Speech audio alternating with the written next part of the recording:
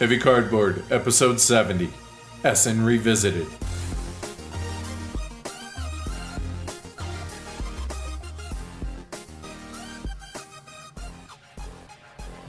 Coming to you from springtime in Denver, Colorado, welcome to Heavy Cardboard, where we talk medium and heavy strategy board games, war games, 18xx, and in this episode, a whole lot of interviews. We're your hosts. I'm Edward. And I'm Amanda. Welcome to Catch-Up Week, y'all. Yes. So we did 11 playthrough videos between Thursday and Sunday of last week, and that was a lot of fun. It was arguably the most exhausting work that I've ever done for the show, but I had a lot of fun doing it. How about you? Yeah, it was enjoyable. It was a lot of work to, quote unquote, stay on that whole time, but it was a lot of fun. And I honestly really enjoyed just our 2-player games that we did on Sunday. That was a lot. Yeah. And 13 days. Yeah, that was a lot of fun. Just the Eulers playing some games on YouTube. So I mentioned that it was catch-up week. Well, I took 3 days off of work. I took 3 days of PTO to strictly come or to stay home to be able to work on the show. We had a fairly comprehensive list, I think. Mm-hmm. It was 54-point lists with those 3 days of work. Got about, I'd say, 40 of the things done that were on that list, and some of which are going to be taken care of here in the next week or so. So, yeah, it was just something that had to be done. Just shocking amount of stuff that goes on behind the scenes. Mm-hmm. That the easy part of the show is actually doing the show. Whether it's this or whether it's the live streams, mm-hmm. it's amazing how much you don't realize there is, and then you're like, oh yeah, and this. Yeah. Oh right. That. Oh okay. Yeah. Uh-huh. Plus, we moved the studio. I should say we're in the process of moving the studio. For the live streams, the camera that we bought an XA30 Canon for the live streams. The problem, or not really problem, but the bummer, I guess, is the fact that it's back ordered. We're looking at it probably another week and a half or so until that actually arrives, when we actually do the official, hey, let's move the studio thing. Right. We're going to be getting the mics next week, or at least auditioning and ordering the mics. Things have just gotten pretty crazy at HCHQ mm-hmm. with everything going on. So, yeah, that's next week.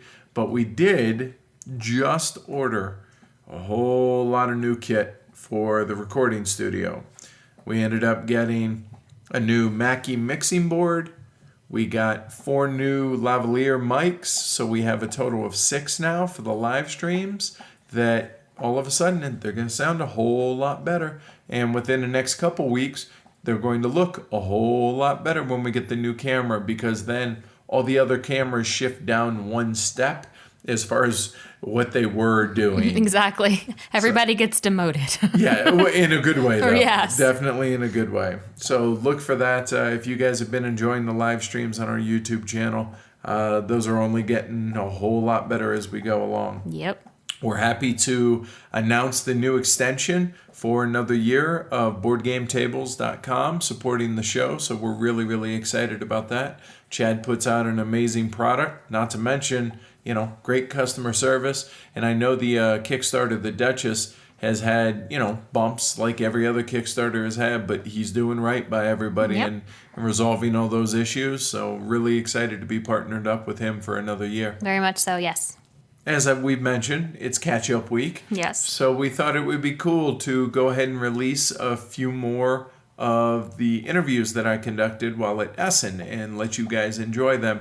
Plus, honestly, with everything that's been going on, and we just didn't have time. So we didn't want to not put out content. And, I conducted them. I enjoyed them. Right. I think they're pretty good. I edited them. I enjoyed them while editing them. All right, then it's up to y'all now. Yeah. Also, if you guys have not heard, with this being catch-up week and a lot of changes going down, we transferred over to a new website. Amanda put in countless hours on the website. I helped out on some of it, but it's 95% her. So check it out. Just go to heavycardboard.com just like you always have been, but you're going to see a whole lot different looking site. Yes.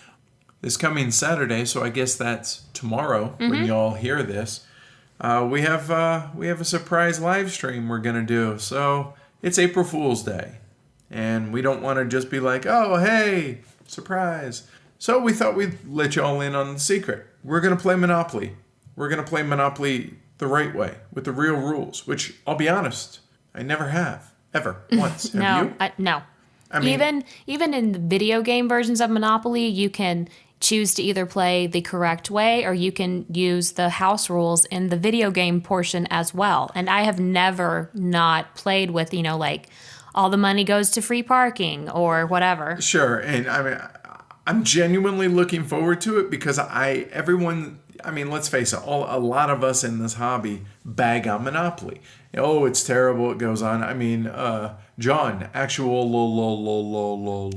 did a video that, why you should never play Monopoly. And I'll be honest, I've never played it correctly, so I'm curious to actually try it. So we're going to be live streaming that starting about 11:15 in the morning, Mountain Daylight Time on Saturday. If y'all want to check it out, it's gonna be interesting. If nothing else, it'll be enlightening, and I'm curious to see how it goes. We may end up doing a couple more streams throughout the weekend as well. So check that out, youtube.com/heavycardboardvids. Or you can also find the link on our website at heavycardboard.com. You got anything else? No. All right. So we'll catch you all next week. Enjoy the interviews, y'all. See you next week, guys. Bye. Bye. All right, so I'm sitting here with John Bohrer, designer and publisher of Winsome Games. John, thanks for joining me. I appreciate it. Thank you. It's a pleasure to be with you. So, start at the beginning. Where did your love for trains and train games come from? Like, why these? I made my first train game back in the early 90s because my girlfriend at the time said I should produce it. And I did. And I sold, 50 copies or so. And then all of a sudden I got all these letters in the mail from Germany, each with a $50 bill in it, saying, send me this game. And that happened over the summer, so I figured, what's going on here? So I did some research and heard about Essen. So I took all the money they sent me, and it's not role-playing, it's all board gaming. And apparently my game got reviewed in one of their game magazines because they have real game magazines. Right. back then the review was in the Paulo Review. Okay. And that's what got it all going. And that was edited by Matthias Hartl. And then Matthias Hartl took over Spielbox, which is the really big magazine. And he's been running that ever since. All right. So that's what got me over here. All right. Why train games? Look, you like trains, don't you? Absolutely, I do. I like trains. He likes trains. Everyone likes trains, okay? And also, there's the submission issue. Somebody sends me a game that's not about trains, I can say, no, I'm not making that. Somebody sends me a card game or something like that has something to do with trains, but they call it locomotive, I say, no. So I cut way down on the number of submissions I have to look at it. Interesting. Way down. Fair enough. My friend Wolfgang Luecke over at Cosmos. He's got to look at all these games. He's here for the whole weekend. They never let him out of his little office. He has to look at all this stuff. Then he has to worry about theme. Not me. Right. If it's not a train game, forget it. Interesting. That's really okay. Fair enough. So what all goes into playtesting for a Winsome game specifically? What all goes into playtesting? Well, there's development before playtesting. Right. Okay. All right. So what all goes into the development? A lot of people think, the Germans, for example, think development is writing a nice set of rules for a game that's already done and then doing nice artwork for it. And, of course, none of our games have nice artwork. What we're looking for in a game is something that hasn't been done before. The vast majority of our games have new and unique mechanisms. Right. Sometimes we'll reuse those mechanisms if we are making a series of games, like prairie railroads, pampas railroads, and so on. But they all have unique mechanisms. So we're looking for something with unique mechanisms. Once in a while, we'll do a game that doesn't have a unique mechanism, but we have to do it. An example is Dieter Danziger's Union versus Central. That's a 2-player, 12-hour train game. Yes. And it's the only company that would ever make it would be us. And since we are here to serve train gamers, we had to make it. Yeah. That's awesome, and I'm glad you do, or I'm glad you did, because that is a game that a buddy of mine, Skippin, has a copy of that I am super excited to actually play. I had some other friends that recently played it, and they've gotten into Union versus Central and said it's absolutely amazing. And no game has more mood. Okay, right. And if you're just like lightly into train games, you don't want to play that because it'll be work for you. But if you like real train games, it's as close as you can get to pounding in the stakes with a mallet. That's awesome. So, Winsome, every year you put out a handful of Winsome games. Do you feel pressure, I guess, every year to be able to produce these games and make sure that they are ready for Essen every year, et cetera, et cetera? Well, because our development cycle of turning ideas and mechanisms into games is a 2 or 3 year thing, I don't really feel that much pressure. We've already got next year's Essen set pretty much done up, okay? All right. So really what we have to do is we just beat the daylights out of them, and for a couple of years, 3 years, and then put them out. Once in a while we'll fast track something if it's short or simple or really innovative, something like that. But most of them we have to beat the hell out of. Beat it into submission. We really have to. We do. So, speaking of which, this year's Winsome set did not, for the first time in memory, did not have an Age of Steam map. Oh yeah, that's right. So was it just you've run out of ideas, or is it just, you know what, I don't mind taking a break from that once in a while? Well, I've done like 25 of these maps over about, 25 years, I guess it is. Actually more than 25 maps, because some years actually had three maps in one. Right. And and a lot of all the stuff from the expansion games were elements that we came up with during development of the original Age of Steam. We had a 3-year cycle on that, and when we talk about beating a game to death, we really beat the hell out of that game. All right, but you want to get it right. Right. So anyway, we had all these these concepts and stuff we could throw in and everything, but we didn't do it because we wanted the right pacing and the rest. Okay. So we would take these different ideas and mechanisms and put them in with a map of someplace else. All right, so let me make sure I understand. So you're saying, throughout the development cycle of Age of Steam, what you ended up doing, you had all these ideas that you didn't feel like, for one reason or another, didn't fit with what the base Age of Steam was going to be, but you didn't want to throw those ideas away, and those became maps. They were great ideas, but we wanted a game that was...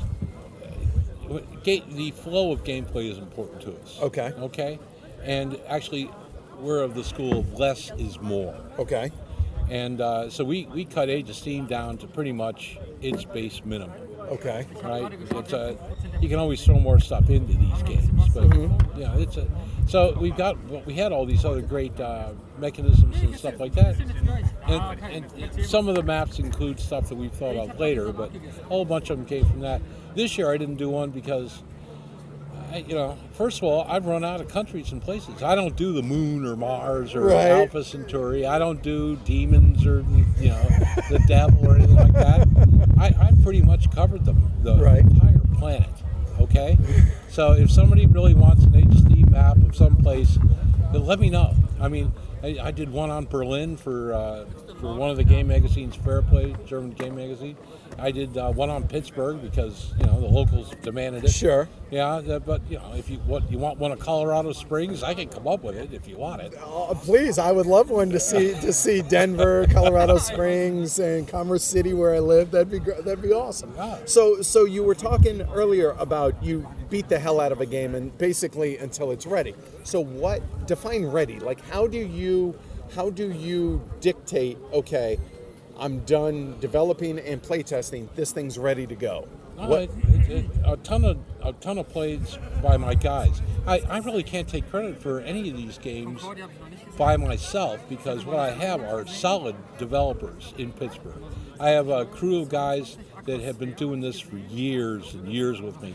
And you can see their names in our rules examples. Right. Open up Age of Steam and look at the rules examples, and there's Pete, who's a mathematician, Dave, who's a computer scientist, Vince, Rich, all these guys, and they're all really smart guys, and they all have a different style of play, right? So it's kind of like running it through not one ringer, but like 6 or 8 different ringers. Right, all at the same time because they all have their way of looking at the game. Right. Hudson, who's a chemical engineer from Carnegie Mellon like me, I'm an electrical engineer. He has to win. That's one thing about Hudson. He has to win, and he's real sharp. He's really good. And if there's a path to victory that's built in, he'll usually sniff it out first. Okay. And so we design games so that Hudson can't win them. Yeah. That's fantastic. Yeah. So when he can't win at games like that, then you're getting close, right? Well, we've also got Dave Matheny, who's the editor of Rail Gamer magazine for years. I don't know how many years he did that, 8 or 10. And his special skills, he breaks games. If there's a way to break it, you hit a lockup condition, anything like that, he'll go right for it. So it has to pass the Matheny test. And we're talking about 10 or 15 plays with Matheny just so he warms up to how he's going to break it. Okay? We've got a rules lawyer in there that he can find any ambiguity in the rules. Any loophole he's going to exploit it. Right. So that's and all these guys have special skills. And Winsome isn't me. Winsome is me and all these other guys. Fair enough. Yeah. So what keeps you going? You said it yourself. You've been doing this for 25 years, however long. So what keeps you going? Why? Every time I get over here, I say, it's my last year doing this damn thing because it's a bear. Because you were telling me when we were emailing back and forth, like, I don't know how long I'm going to keep doing this. I hit 60. I started doing this when I was 38. Right. And I'm 60 now. And, people say, oh, it must be so exciting to go to Europe. I've flown to Germany 70 times. It's like taking the bus downtown, except it takes 14 hours. Everyone is stressed out, and I have to deal with bureaucrats. It's no fun. Right. I just experienced that yesterday. It's a nightmare. But what I get, I say that every time I come over, but then for the 2 hours that it takes to sell out our games, all our customers come up and say, boy, that was great last year. That was marvelous. How are you going to do better? And they keep... they're wonderful folks, and they're smart and sharp.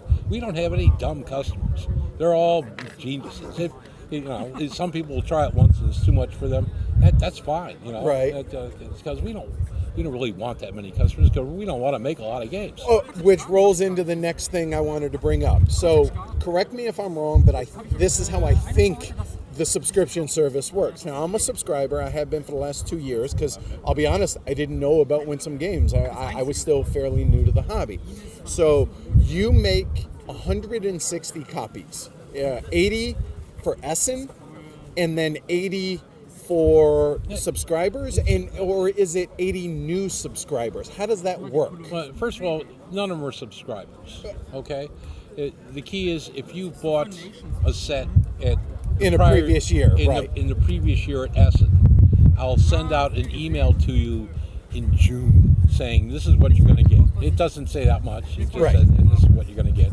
And because they take like 2-month vacations, right? So they have like 2 months before I make the public announcement for the because they almost always come back, right? And then if you bought the set through the mail, which doesn't include European rules and isn't numbered. The U.S. has to Right. I'll send you an email maybe 3 weeks before the public announcement because Americans don't get 2 weeks vacation. Right. I can attest to that. Right.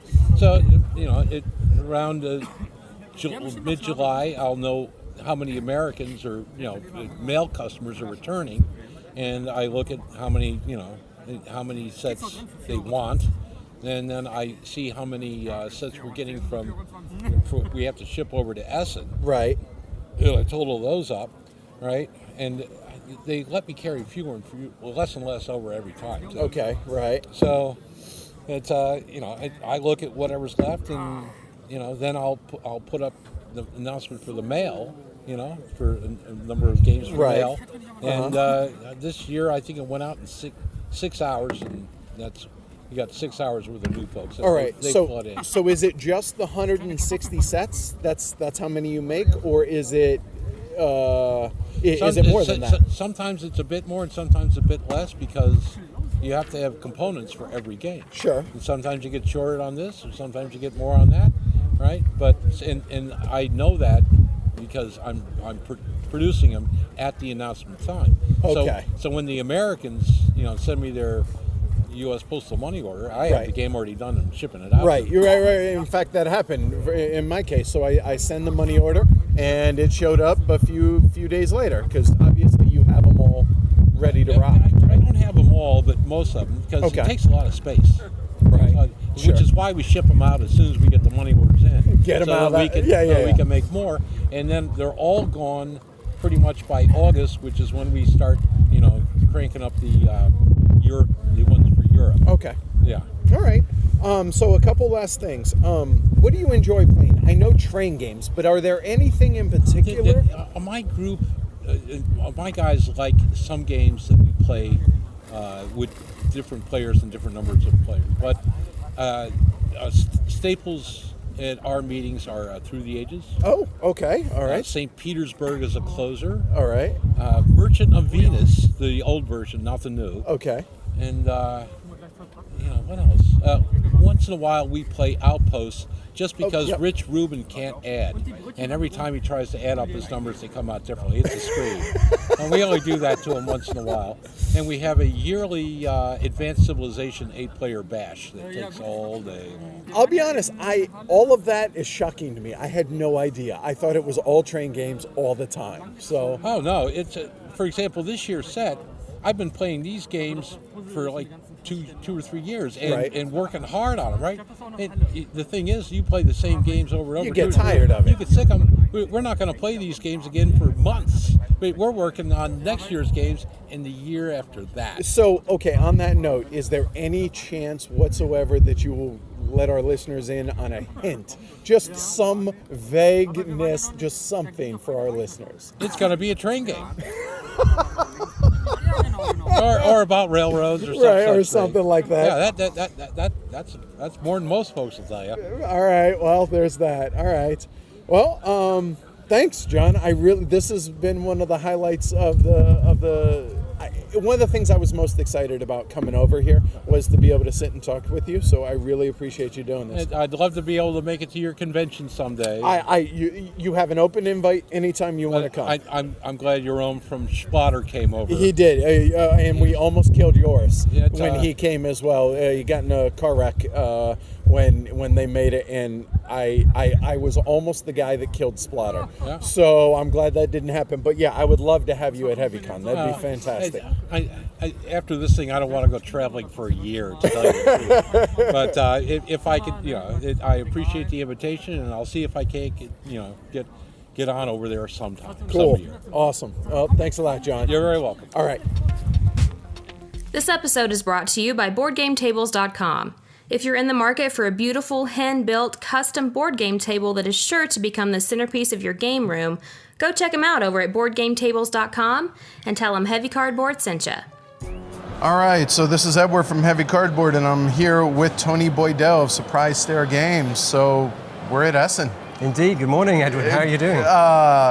Spastic, I think, is a good way to describe how I'm being today. It's overwhelming. Yes. I knew it would be. but I'm having a blast. So here we are Thursday morning. It's coming up on 11 o'clock. And so far, how has it been for you? I mean, Spiel's only been open for an hour, but still, how's it? Well, it's been exciting. The stand is nice and busy. We're running out of space because everyone runs around on their way in to buy stuff. Right. Because we're all a bunch of geeks. We love collecting all the promos and the hard-to-get expansions, all that kind of stuff. So the stand is filling up with that. But luckily, the guilds of London are going out equally quickly, so it's going to be good for us. Guilds of London, huge success so far, right? Yeah, it's been absolutely fantastic and such a contrast to how we were feeling last year when we were kind of expecting it to be at Essen and then it wasn't. So this year we've had 3 major shows where Guilds has appeared. So you've had UK Games Expo, Gen Con and Origins. Now we're launching the sort of European side of it with Spiel. We've got our few hundred copies for that. But we're on a second printing already, and there's 5 new language versions coming out at the end of the year. So yes, this is the biggest project that I've ever been involved in for one of my games. It's absolutely surpasses even the wonderful time I had with Snowdonia. So let's go with that. Regarding the success, how has it felt?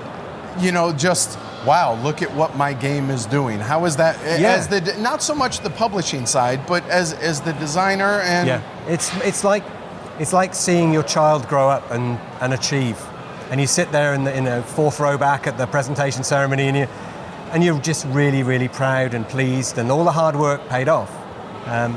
It seems weird now. A game to take as long as it did, like Guilds of London, took 10 years from initial idea to actually being out.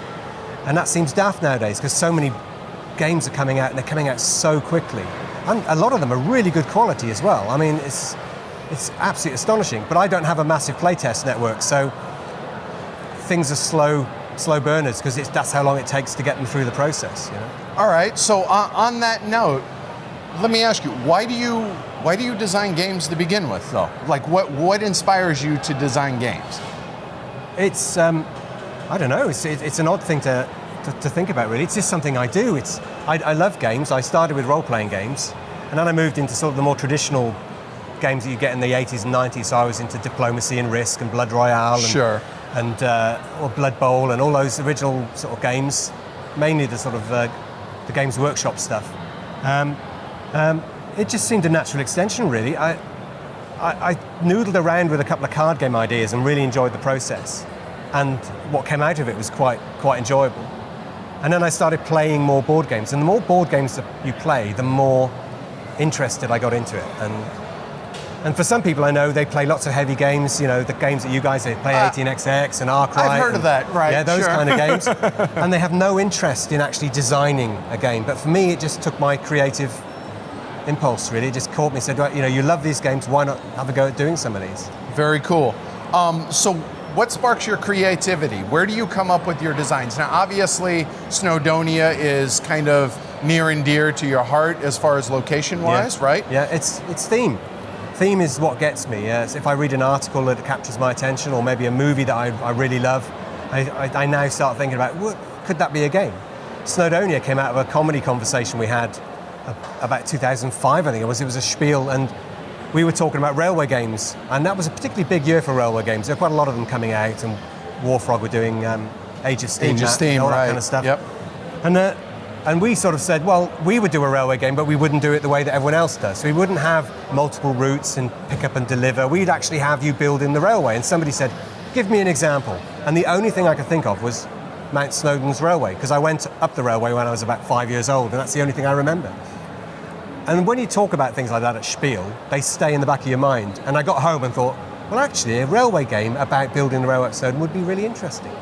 And that's how that started. And the Guilds of London one came from working in London and walking around the centre of the city and seeing all these shields, all the livery, all the heraldry around the place, and thinking, what's that about? So you go on the internet, you have a look, and you go, blimey, there's 108 guilds, and they all get together and they vote for the Lord Mayor of London, and they have this fantastic palace called the Guild Hall where they all meet, and there's a huge parade, and you think, that's got to be a game. That's so got to be a game in there somewhere.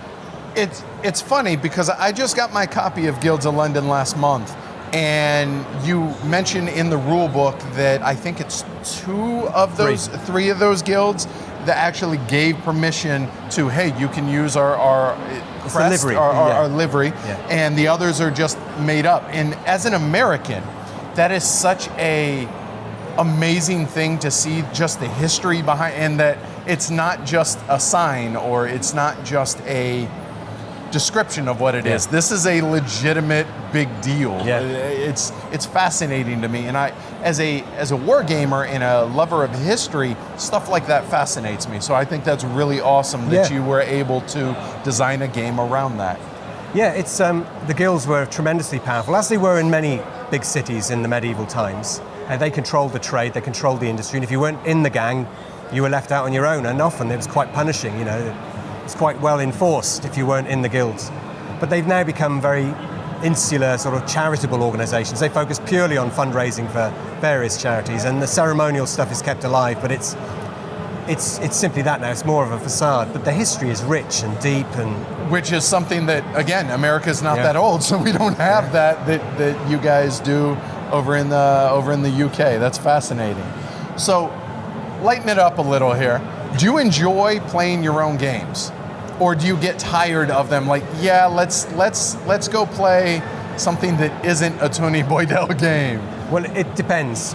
Normally, after I've been to Spiel and I've spent 5 days, because you include the setup day as well, Sure. demoing and talking about the game, I could do with a break. You know, I could really do with a break. But I still love playing guilds, even though we've had a long journey, and I really love playing Snowdonia. Because I keep designing new scenarios for it, and I just keep loving playing it.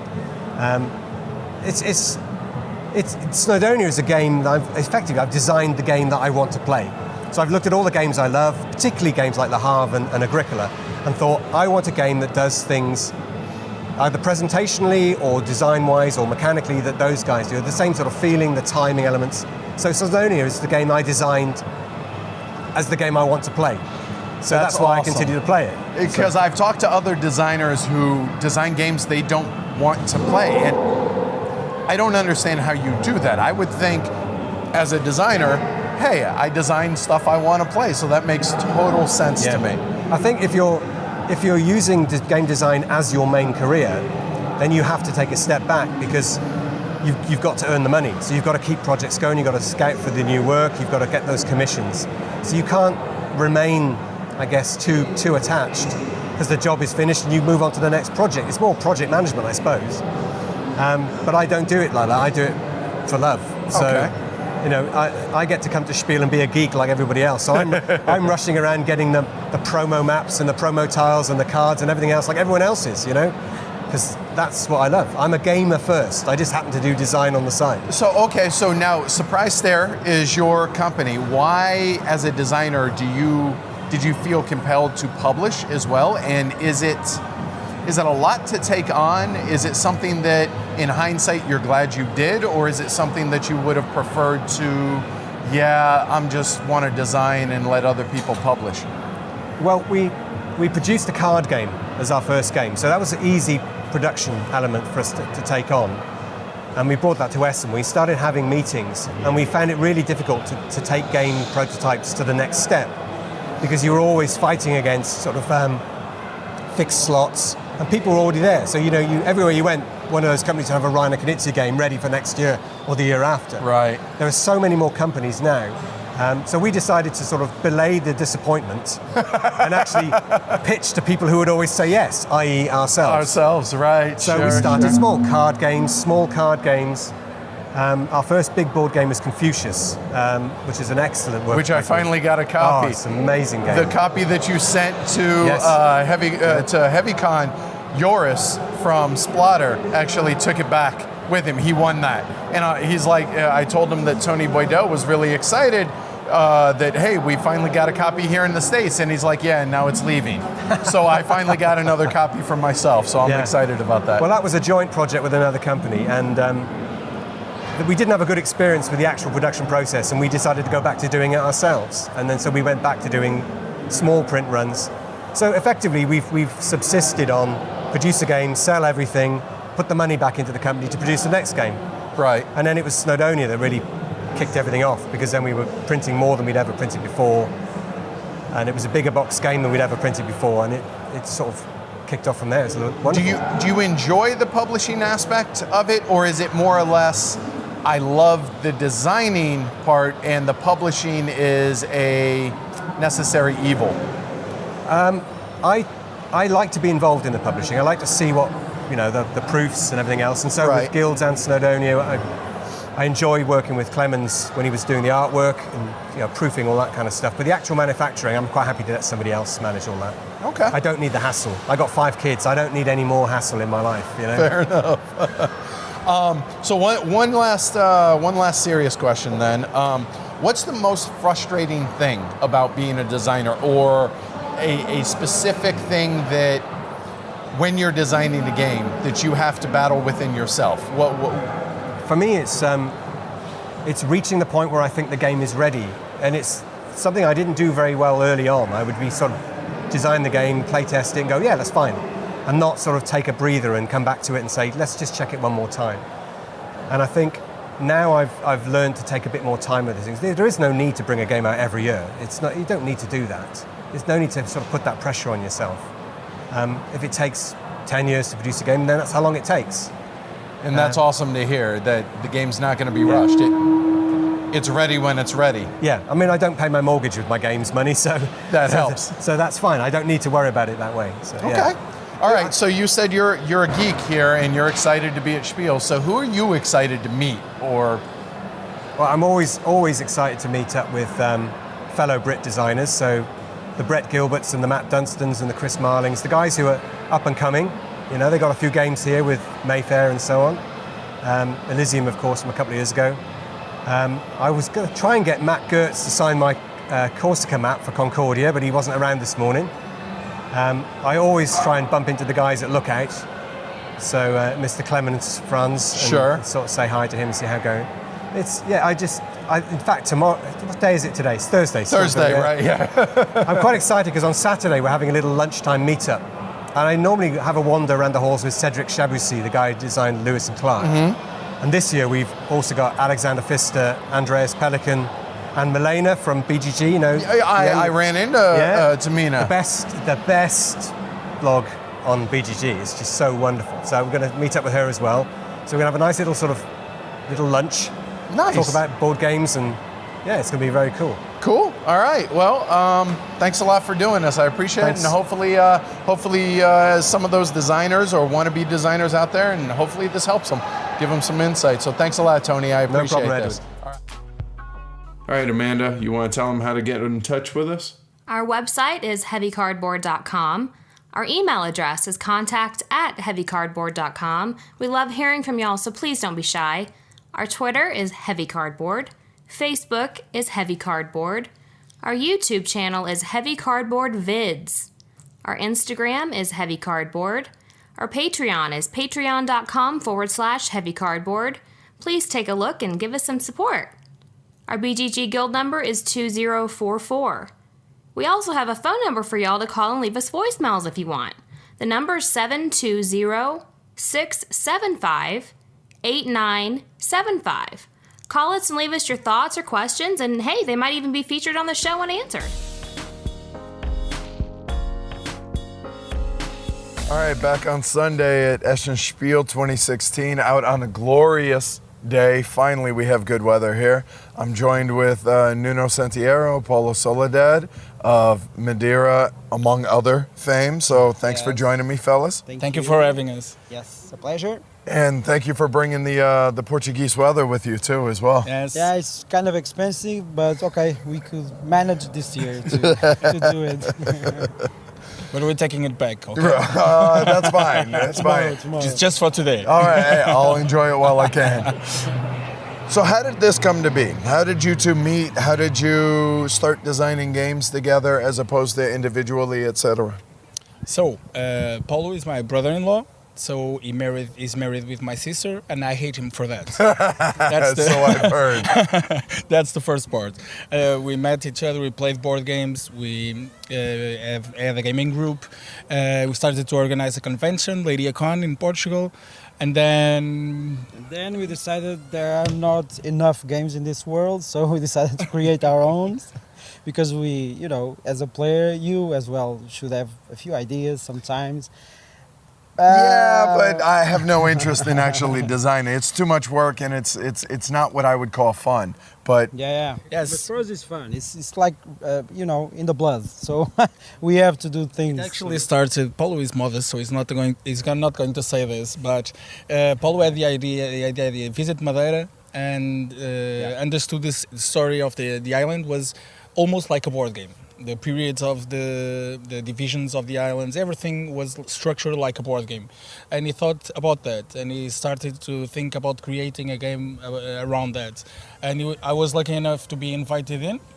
I don't know if it was my sister that pushed Not it, but invited in, come on.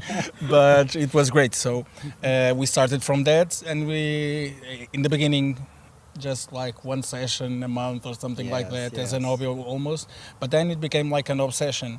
And Yeah, to finish the game was actually an obsession, a good one, but it was an obsession because we wanted to make the perfect game. I think everybody wants to first-time make designers, the perfect game, and we didn't, obviously. That's why we keep doing them. we'll try. We'll try Right, until we right. die. But it was a nice effort, so we are happy about it, and so that's it. So that's the full story. all right. So where does Gil fit in all this? Because Gil Deore, he joined you guys on Panamax, and how did he fit into this partnership? So Gil is a Portuguese friend. Gil. So, Gil. no. I will not correct the host of the show. Come on, don't be like that. He's already giving us the face. For those that don't know, it's been like this all weekend. This is exactly how it's been. It's been phenomenal. So Gil. Gil. No, Gil was our friend. He has a publishing company in Portugal, Mesa Board Games.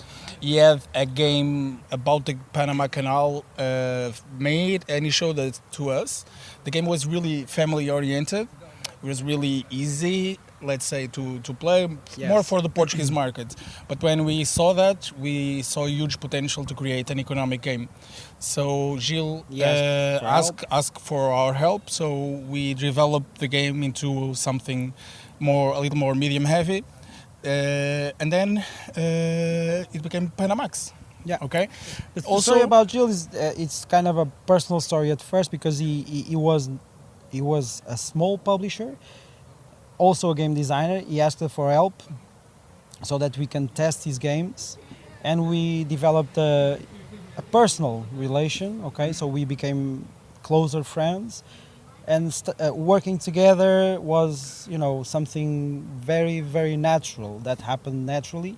So, and we think that he is the most important publisher, board game publisher in Portugal. Mesa Board Games, it is the most important thing that probably happened in the Portuguese market in the last 10 years. Probably. How so? Why is that? Because you also have, arguably, What's Your Game, right? Which is also Portuguese. No. What's Your Game is it's a German company. So Fair enough. Ran by Italians, but it's a German. Almost there. Almost there, yeah. So, but the thing is, that's why I'm saying that the Portuguese market changed a bit because Jill started to publish new games, new concepts of games, so modern board games, and it changed the market a bit. So that's why I'm saying that this is probably the most important thing that happened in board games in Portugal. We kept in touch, and then we now make some games directly for the Portuguese market, like I Love Portugal, and games that actually I Love Portugal just arrived to the Portuguese Target, the big chain of supermarkets. Yeah. But the Portuguese one, so that's a huge accomplishment for Portugal because we are not a nation known for board games or the board game industry. So we're quite happy with working with Gil. Oh, I will say, Portugal, though, is up and coming. I mean, there's you two, obviously. There's Gil. There's Vital, obviously. So I'm excited to make it out to Lyricon and hang out with you guys as well. We're excited to have you. You will be always invited to come. Just Okay. like you guys are to HeavyCon. Okay. Thank you. So what's next? I mean, obviously, I don't want to undersell Nippon. Obviously, Yes. that was the one that came after Panamax. Yes. Yeah. And that was highly successful It for you was, guys it as well. was, yes. So what's next? Because I know it didn't make it this time in time for this year. People Yes. are disappointed, but at the same time, good things come to those who wait. It's ready when it's ready, right? Yes, it's ready when it's ready. Yes, we have Brazil. It's being published next year. We all hope so. Right. It will be published next year. Yes. So we have Brazil. We have other projects also for the Portuguese market only, and some of them to the international market, but they are still, top secret. Like, You'll be the first to know. All right, you heard it. We'll be the first to know. Yes. All right. Yes. You We have- listen we have- first on Heavy Cardboard We actually podcast. have a few projects waiting in line for maybe not next year, but 2018 for sure. Okay, all right. So maybe just unveiling something like a spin-off of Nippon or something. Like maybe, probably, Okay. not sure. All right. So talking about designing now, is it theme first, mechanic first? How's it work? And does one of you always come up with the idea and then uses the other to bounce ideas off of type thing? Or is it truly a collaboration, could come from anywhere? I couldn't think of designing board games alone. It's completely impossible to me to think of board games like that, because the way we work is like I say something, Paulo says that's completely wrong, and then he says something, and I say, no, that doesn't make any sense, and then we fight, then we yell, and then we arrive to a point and it's And like, we curse a lot. Yeah, So we're not, Portuguese. Not on podcasts usually, but we curse a lot. So I've heard. Oh, wait, no. No, but it's amazing because there are no bad ideas, and we are passionate when we talk about them. But in the end result, it's amazing because you bounce ideas off. It's really how it works. It's not like I make the theme, Paulo makes the mechanics. Nothing Yes. like that. It's like usually first the theme comes, and then the mechanics are built on it. Yes. But now we have a little more experience. So maybe if we see a mechanic, we can fit it in the theme. I'm not theme going of to a lie, of course, in the middle of the process. if it makes okay? sense. Yes, but it has to be organic. Yes, usually it has. Yes, we try it to be organic, not a complexity without depth. We should have some density on the decisions, not complexity for complexity's sake. Right. So what kind of games do you guys like to play? Do you enjoy playing your own games after they're done, or no more, move on, or how's it? I would not lie to you. So we played Madeira once after Once it was or published twice. Yes, it was a hell of a fun. Yeah. It was really a great game. Honestly, it's fantastic. You should all buy the game. But, It did win the Golden Elephant yes, Award, 2013. Yes, so that's the Amazing cherry award. on top. Yes, and we had lots of fun. But it's not. I don't play many times the games after they're being published because I know it's like working again. For some reason, feels a bit like work again. So Fair enough. So what kind of games do you guys like? Well, we like heavy cardboard games. Well, you'd be surprised because there are designers out there that design games that are not in their wheelhouse, which I think is such a foreign concept. More Yes. often than not, I'm learning that designers design the games they want to play. Yes. And then some design because they like money and want to get a paycheck. Yes. But so what? Anything in particular? Yes, in particular I love like games like Brass, the old Martin Wallace style, Imperial by McCart's, those kinds of games, 18XX. yes, we were talking about this earlier, and actually I used to have a collection of 300 or so board games. Now I have 150, and I think I only play like 50 of them. So always the same. Brass, Imperial, 18XS kind of games, okay? And then the novelties, because we need to know what's out there as new things, okay? Also for our It's work and also for the Research. research. Yes, Research, I yes. love playing new designer games because first-time designers always have great ideas. Yeah. Sometimes underdeveloped or something like that, but they're fresh, they're new, and I like to play those kinds of games. And also, we played a lot of games because of the Game of the Year award in Portugal, the Spiel Portugal Game of the Year. Jogo de Ono, right? Yeah, Jogo do Ano, because we are part of the jury, so you have to play a lot of games from this Yes. year to But make the we prize. pretty much like to play everything if in the right context. So Right. the right mood. Yeah, I think a lot of us feel that way because obviously on the show it's all about medium, heavy, 18xx, etc. But it doesn't mean we don't like the occasional, it's party right, game or something like Ponzi scheme or Yes, whatever. yes, So yes. So I know you guys have had some meetings while you've been here. You're designers, after all. But is there anything here at the fair that either designers, publishers, not work related, that just as gamers that you were excited, be it people, games, whatever? Of course. We told you this before. This was not a setup question, but the gathering. I know this, but okay, just putting it out there. The Heavy Cardboard Game meeting was one of the highlights. Meeting you also was one of on the highlights. I don't know if you guys know this, but this guy is completely passionate about what he does. Yes. He was so nice to us. He was probably one of the best person we ever talk about in this kind of industry. So that was my highlights. You're making me blush. I appreciate it, but thank you very much. He's blushing. He's blushing. I'm not just saying this as you know. No, I know. Thank you. That means a lot. Yeah, It really does. I share this opinion with Nuno, obviously.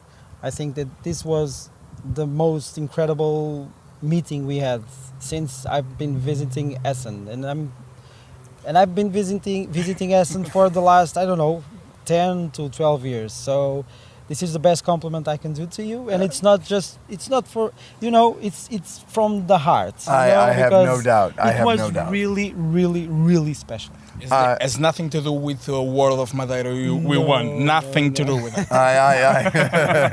No, and I really appreciate it, fellas. I'm excited for folks to be able to see it.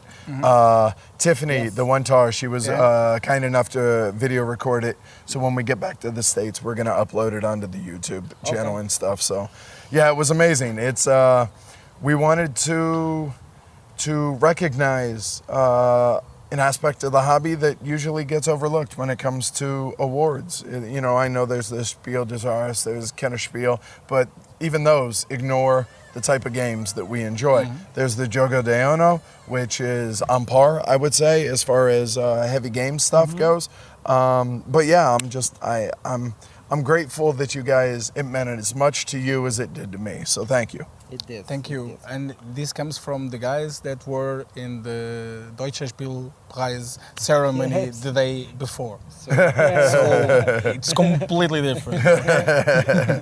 All right, well, I'll let you get back to it. And thanks again for taking the time. I'm looking forward to Brazil next year, Okay. I assume. And Lady Econ, you'll be there, right?